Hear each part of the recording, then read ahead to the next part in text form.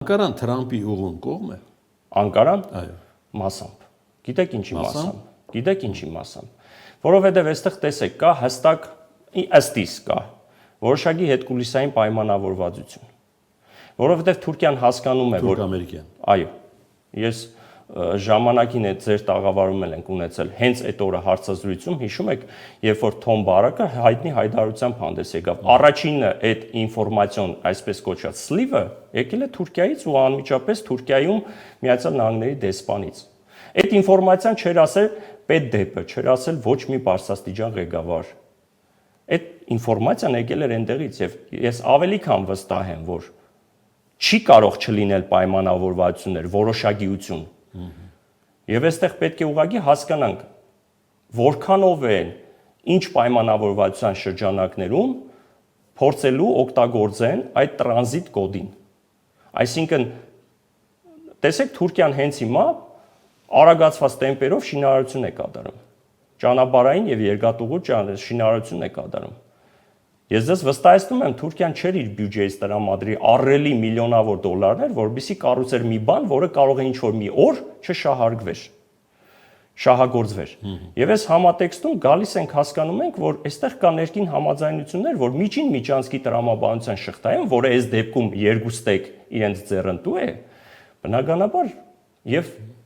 Թուրքիային եւ Միացյալ Նահանգներին եւ այստեղ շատ անգամ է խոսվել դերևս նախորդ իշխանությունների Բայդենյան վարչակարգի ժամանակ էլ, որ Թուրքիան տարածաշրջանում դիտարկվում է իրենց վստահելի պարտնյոր երկիրը։ Այն ինչից մենք խոսում ենք, դա է ձևավորելու Հայաստանի ներքաղաքական օրակարգը։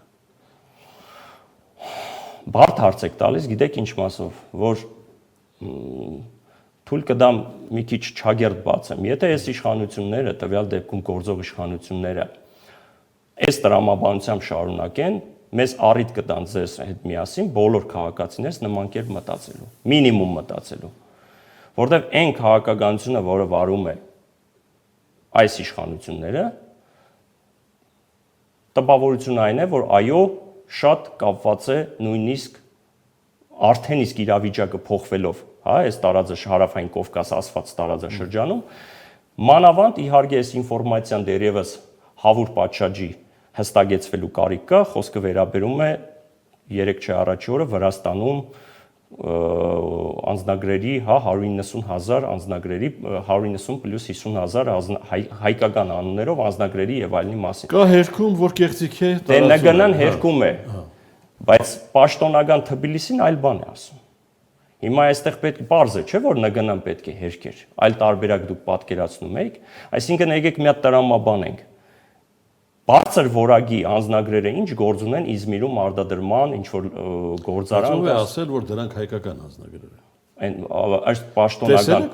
պաշտոնական տեղեկատվության, Հայաստանի նաև հայկական անձնագրեր։ Այդ տեսեք, հենց դրա համար եմ ասում, խոսքը չի գնացել միայն։ Այնտեղ ըստ պաշտոնական տեղեկատվության տալիս է, որ այդքանից 190,000 թղթային տարբերակ եւ ID քարտի տարբերակով։ Հիմա երբ որ բերում ենք այս puzzle-ը փորձում ենք հավաքել, ել եմ կա սա ասում եմ միջին վիճակագրական հայ քաղաքացու մասով։ Ունի մտահոգության առիթ ձեր հարցի շուրջ։ Իհարկե ունենք մտահոգություն։ Որքան էլ ներկայացվի, որ սա բացառապես այն ժողովրդավարական երկիրն է, որ բացառապես արտաքին որևիցե դերակատար չկա, միջամտություն չի կարող լինել, ռուսական ծիրից դուրս ենք եկել եւ այլն եւ այլն։ Հիմա մեզպես ցանկացած քաղաքացի այլ մտահոգություն ունի։ Ռուսական ծիրից դուրս ենք եկել, եթե դուրս ենք եկել, ես իհարկե չեմ կիսում այդ կարծիքը։ Հիմա կարծես տպավորություն է թուրք-ադրբեջանական այսպես տանդեմի համատեքստում այդ ծիրի մեջ ենք հիմա էլ։ Մանավանդ, երբ որ մենք պատրաստականություն ենք դրսևորում Թուրքիայի հետ բարեդրացիական, դիվանագիտական հարաբերությունների մեկնարկ եւ այդ համատեքստում նաեւ Ադրբեջանի հետ խաղաղություն եւ այլն։ Իհարկե, յուրաքանչյուր adekvat ստապ քաղաքացի կուզենա խաղաղություն եւ աբաշրջափակում հարևանների հետ բարեդրացիություն։ Որ մի նորմալ adekvat մարդը նման բան չի ուզում։ Ուղղակի նայած թե ինչ գնով եւ նայած թե այդ արտաքին միջամտությունը Հայաստանի ներքաղաքական կյանքի վրա ինչ ազդեցություն կունենա, ինչ ֆորմատով եւ ինչ մասշտաբներով։ Կա ներքաղաքական այդ կոնյունկտուրայի որոշակի ձևավորված կառուցվածք արդեն։ Տեսեք, ընդամենը 2-3 ժամ առաջ Թատոյան Արմանը արդեն քաղաքական հայտ ներկայացնելու մասին Այսինքն մեկնարկը տված է։ Մեկնարկը տրված է, այսինքն արտախորհրդարանական ուժեր, եթե կարելի է ձևակերպում այդպես տալ, որովհետև դեռևս հստակեցում չկա այդ արտախորհրդարանական ուժ ասացի տակ որն է, բայց համենայն դեպս անհատներ կան, որոնք որ քաղաքական հայտ են արդեն իսկ ներկայացնում ու կարծես փոքրիկ միավորներ կան, որ միավորվում են։ Կարող է մոտ ժամանակահատվածում հանդես գան նույնիսկ համատեղ ինչ որ ֆորմատներով եւ ներկայացնեն համատեղ կամ ոչ համատեղ ճանապարհային Բայց ոչ մեզ հայտնի ուժերի հետ միավորվելու։ Դե ես կարծում եմ, որ այդ մարդիկ են, որ սթափեն եւ գիտակցում են, որ նախկին ներկա դիսկուսից դուրս պետք է լինեն եւ բացառապես ինքնաբավ կայացած այնպիսի մարդիկ պետք է լինեն, որոնց որ շատ դժվար կլինի պիտակավորել։ Գյումրիից եկող ազդակները որտեղ տեղավորել։ Դե Գյումրի բացառիկ դեպք է իդեմս քաղաքապետի։ Բացառիկ։ Դե տեսնում ենք էմոցիաներ, հետաքրքիր Քաղաքապետի կերպարը նկատի։ ինտրիգներ, ոչ միայն, ընդհանրապես այդ կոնյուկտուրան, այդ քաղաքական այդ ինտրիգները շատ դեպքերում Երևանից գնացող եւ բումերանգային այդ էմոցիոնալ սպեկուլյացիաները, մեկ-մեկու այդ բումերանգով մեղադրել եւ այլն, մեկը պետք է նստած լիներ, մեկը դուրս։ Գիտեք, հայտնի դիսկուրսը, հա, նախքին ներկա չնստած, չնստեցրիք, բանարիք, դուք խոսք տվիք եւ այլն, մեկն էլ վերջը։ Համենայն դեպս փաստային է, որ խորհրդանշական օրով, Գյումրու օրով շատ ակտիվ էր քաղաքապետը, որը որ կարծես նաև քաղաքական այլ նկրդումներ է տեսնում կամ այլ պատկերացումներ ունի, նույնիսկ քաղաքական process-ներ գեներացնելու համենայն դեպս վերջի հիմա գուցե դա էմոցիոնալ ինչ որ հարց լրագրողինի պատասխան էսպես, բայց ոչ մի բան չի պետության ճակատագիրը որոշել Գյումրիում։ Դե ինքն էր նաև ասում եւ շատերն են ասում, որ շատ բաներ սկսվում է Գյումրիում, ավարտվում է Գյումրիում եւ վերսկսվում է Գյումրիից։ Դե Գյումրին շատ կարեւոր, այսպես ասած, կլյուչևոյ քաղաքն է։ Այդ առումով քաղաքական process-ների գեներացման համար ստարտափ քաղաքն է։ Ուրիշ որևէ երկիր կհիշեք, որ այդ երկրի արտաքին քաղաքական կամ երկրի ամբողջ կոնյուկտուրան արտաքին որոշի որևէ քաղաք։ Ասենք Մարսելը որոշի Ֆրանսիայի ճակատագիրը։ Տեսեք, որպես այդպեսին մի շարք քաղաքական քարտեզի։ Ես ուզում եմ հասկանալ, դա մեր ժողովրդավարության պտուղն է, թե ճիշտ հակառակը։ Գիտեք, ես այտենց չէի տարանջադին, որպես այդպեսին քաղաքական քարտեզի վրա տարբեր ես կարամ թվարկել, օրինակ հենց հարևան Վրաստանում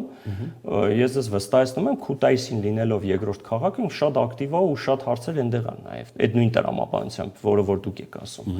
Անմիջապես մեր հարևան քաղաք, նույն ադրբեջանական Գյանջա քաղաքը, Գանձակը Այնտեղ եւս շատ կարելի հակադարձ լիներ գործող իշխանության, դրա մասին չէ խոսքը։ Հասկացա ինչ եք ասում։ Դե հիմա տեսեք, այս մասով կոնկրետ հստակ չեմ կարող ասել, որ երկրում նման բան, բայց դա ազգային մենտալիտետի հարց է, ես կարծում եմ, հային բնորոշ, մանավանդ շիրակցիները, գյումրեցիները ավելի էմոցիոնալ, ավելի բռնգուն եւ ընդհանրապես քաղաքական գնահատականների տեսանկյունից ավելի կոնկրետ հստակ են այդ հարցում։ Ես այդպես եմ պատկերացնում, որովհետեւ Ես հիշում եմ դեռևս 90-ականներից, երբ որ Գյումրին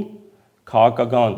process-ների համար, մի շարք քաղաքական գործիչների համար մեկնարկային կետ էր։ Ես այդպես եմ, եւ շատերն էին փորձում գրավիչ Երևանին ու թվային կամ շահեն Գյումրեցու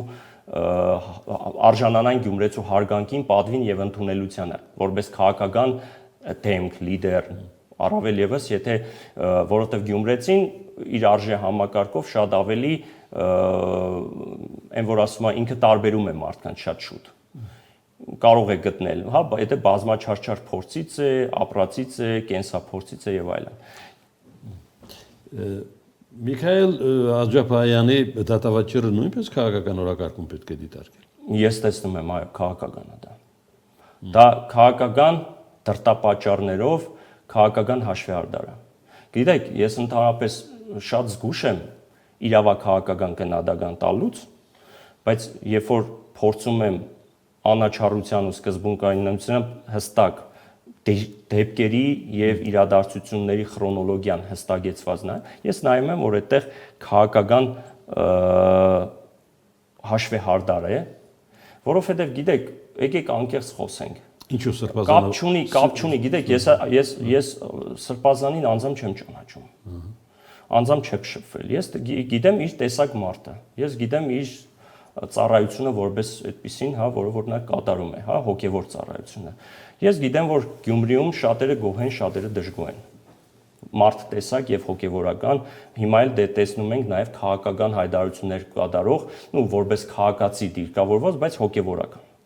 Այս համատեքստում շատ բարդ է գնահատական տալ։ Իրավական գնահատական տալուց նաեւ այստեղ շատ էմոցիոնալ պակ է, որովհետեւ ստացվում է հիմա առաջին անգամ պատմության մեջ դադում են սրբազանին սեփական իշխանությունները։ Այստեղ նաեւ խնդիր կա, որ եթե շատ անկեղծ ենք խոսում, հա, գյումրեցին կասեր ծուռը նստենք, դուզը խոսենք, իմ մոտ տարակուսելի է մինիմում հետևյալը։ Այդ ոնց եղավ, որ նման հայտարարությունը բազմաթիվ անգամներ նրա շուրթերից հնչել է, ամբողջ տարին անցել է, այդ խոսույթը, այդ հայտարարությունը իրավական տեսանկյունից չի համարվել վտանգավոր եւ իրավական տեսանկյունից դա հանցանք, ու հիմա դա արդիականացվում է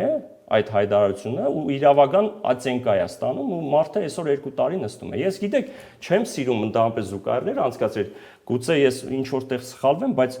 կարծեմ էլի լրատվամիջոցներից լսեցի, որ օրինակ հղի կնոջը, երբ որ Պրոշյանի փողոցի վրա գցեցին, սպանեցին, եթե չեմ սխալվում, տարի 4 ամիս է տրվել այդ վարորդին։ Ստացվում է մարդուն այսին սպանած մարդը նստում է տարի 4 ամիս, մարդը իր խոսքի համար, որի մեջ իրենք վտանգ են տեսնում, 2 տարի տալիս են։ Ասենք գոնե պայմանական տային, դա տրամաբանական կլներ։ Եվ ես չեմ բացառում նաև մի դրվագ։ Ես չեմ բացառում, որ օրինակ այս իշխանությունները, որպեսզի ցույց տան, այ տեսեք, մենք ժողովրդավար ենք, մենք այսպես փորձում ենք